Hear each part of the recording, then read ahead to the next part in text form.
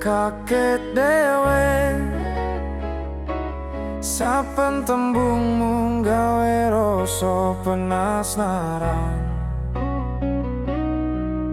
Ono sing kowe simpen nanging aku ora ngerti.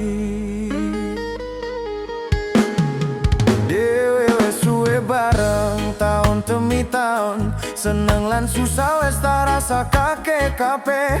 Nanging saiki kowe wiwit owa sikapmu, ati iki ngrasa kowe nyimpen rahasia. Saben tak takon kowe tansah mesem ora apa-apa, kowe jawab alon nanging teges. Nanging atiku ora iso ngapusi ngrasa ono sing liya. Aku nyoba sabar nanging ati iki kelingan. Aku pengen ngerti apa sing gawe dhewe ado.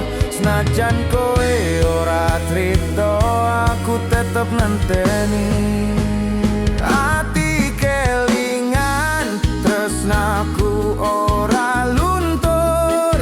Senajan dhewe ado, aku tetep setia. Senajan ono liyane sing mlebu ing uripmu, aku ora bakal lunga. Tresno iki tetep ono.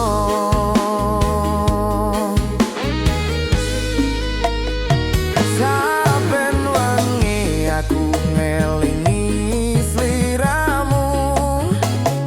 Saben kowe mesem nanging ono sing ora diceritakake.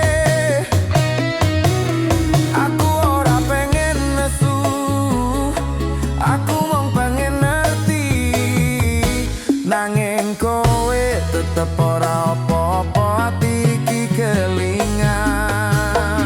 Aku tetep ngancani, tetep sabar ngadepi saben owa-owahanmu kanthi tresno. Senajan rasa cemburu sing ngepai ati, aku tetep nyimpen tresno iki kanggo kowe. Aku pengen ngerti apa sing gawe dhewe ado. Senajan kowe ora trito, aku tetep ngenteni. Ati kelingan tresnoku ora luntur. Senajan dhewe ado, aku tetep setia. Senajan ono liyane sing mlebu ing uripmu, aku ora bakal lunga. Tresno iki tetep ono. Yen kowe bali, aku bakal nampas sliramu tanpa nesu, mung karo tresno sejati. Senajan ati iki loro, aku tetep sabar amarga tresno iki